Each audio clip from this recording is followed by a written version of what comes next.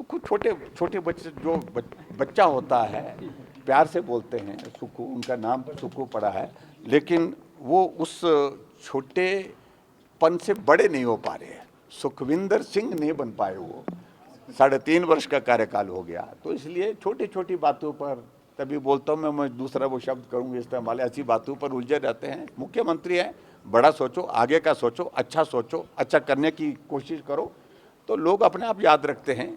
इन बातों से कुछ हासिल नहीं होगा। मैंने पहले भी कहा है कि बहुत सारे बड़े बड़े नेता को हमने लड़ते देखा, लड़ाई लड़ते, अंततः गत्वा जो है वो कमरे के एक कोने में मिल करके बातचीत होती है, बातचीत होने के बाद गले मिलते हैं, इतिश्री होती है, जय श्री राम होती है। तो यही मैं कहना चाहता हूँ। Thank you. बात नहीं, अब वो अध्यक्ष महोदय जी के सामने हमने दिया है, हमने कहा कि सत्य नहीं बोलते हैं, क्योंकि अब तथ्य कितनी बार बोले हैं।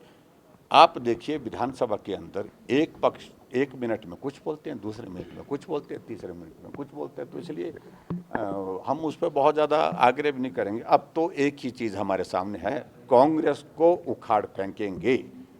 हिमाचल प्रदेश में जब भी होगा दौर, ये मुझे मालूम नहीं कब होगा, लेकिन दौर अब उखाड़ फेंकने का है, उसकी हम तैयारी करेंगे। हम सारी बातें अब बाकी चीज़ों में नहीं उलझना चाहते हैं। अब हमारा फोकस ये है कि उखाड़ फेंकेंगे और उखाड़ फेंकेंगे। सर, समय पर ही होंगे चुनाव या समय से पहले? देखिए, जब भी होंगे हम तैयार हैं। देखिए, प्रदेश का जो आर्थिक दृष्टि से जो जिसको मैं बोलता हूँ ना कि चूमन निकालना था, वो तो निकाल ही दिया।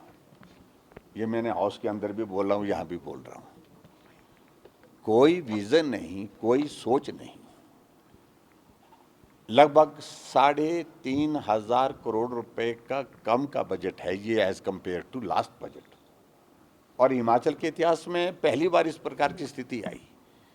मैं इस बात से सहमत हूँ, रेवेन्यू डेफिसिट ग्रांट के कारण प्रदेश का संकट और बढ़ा है, लेकिन this is not the only reason. जो कदम इनको उठाने चाहिए थे, उन कदमों को उठाते नहीं है। अब 3 सालों में आपने देखा, पिछले कल प्रश्न का उत्तर था, 50,000 करोड़ के करीब हिमाचल प्रदेश को विभिन्न योजनाओं के माध्यम से, विभिन्न योजनाओं के तो बात छोड़िए, जो केंद्र सरकार से हिमाचल प्रदेश को पैसा मिला है 49,000 के करीब है वो।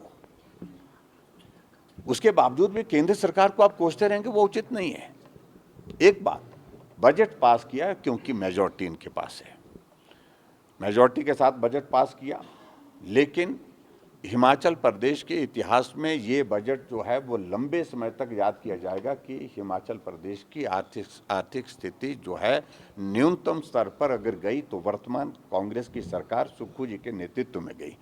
बजट में इस बात को भी आप देख रहे हैं कि हिमाचल प्रदेश के ऊपर ऋण जो है वो बढ़ करके ऋण हो गया 1,10,000 करोड़ के करीब। ऑफ बजट बोरिंग और से ली गई है 3,000 करोड़ की, तो हुडको से लोन लिया है, वो तो अभी तक इसमें ऐड नहीं है। अगर उसको ऐड करेंगे तो ये और ज्यादा बढ़ गया।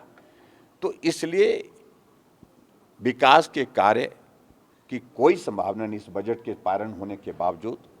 कर्मचारियों के डीए की कोई संभावना नहीं है, कर्मचारियों के एरियर की कोई गुंजाइश नहीं है। ये पहला बजट है जिस बजट को लेकर के पूरे देश भर से लोग हमको पूछ रहे हैं कि ये सैलरी डेप्रोमेंट क्या होता है।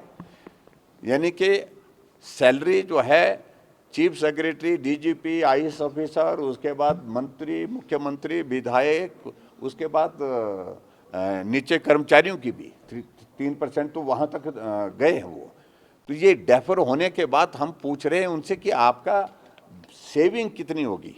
आप रिस्पॉन्सिबिलिटी को, फाइनेंशियल रिस्पॉन्सिबिलिटी को, लाइबिलिटी को सिर्फ शिफ्ट कर रहे हैं, उसका समाधान नहीं कर रहे हैं। शिफ्ट कर रहे हैं 6 महीने के लिए, 6 महीने के बाद फिर बोलेंगे कि हालात अच्छे नहीं है, उसके बाद बोलेंगे फिर हालात अच्छे नहीं है, अपना काम निकालेंगे, अपना कार्यकाल पूरा करेंगे और एक बहुत बड़ी फाइनेंशियल लाइबिलिटी नेक्स्ट गवर्नमेंट के लिए, आने वाली सरकार के लिए खड़ी होगी, जिसके कारण बहुत बड़ा संकट होगा वो। तो उस सारी चीज़ के लिए कौन जिम्मेवार है? आज तक तो यही होता था कि लोन की जो है जिम्मेवारी होती थी, लोन और उसके बाद उसके ब्याज की किस्तों को अदा करने की, उसके कारण जो है वो फाइनेंशियल लाइबिलिटी होती थी। लेकिन ये लाइबिलिटी एक नई एडिशन क्रिएट की गई है जो आने वाली सरकार को झेलनी पड़ेगी, भुगतनी पड़ेगी।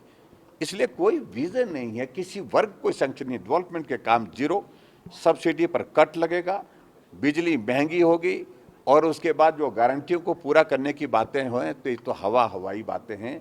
और गारंटियों को अगर पूरा करने की बातें अगर सिर्फ राजनीतिक दृष्टि से कर रहे हैं तो मैं समझता हूं कि हिमाचल प्रदेश का बहुत ज़्यादा और भी नुकसान होगा, क्योंकि फिर उसके बाद ना सैलरी के लिए पैसा बचेगा, ना पेंशन के लिए बचेगा, ना विकास कार्य के लिए बचेगा, ना इलाज के लिए बचेगा, ना शिक्षा के लिए बचेगा।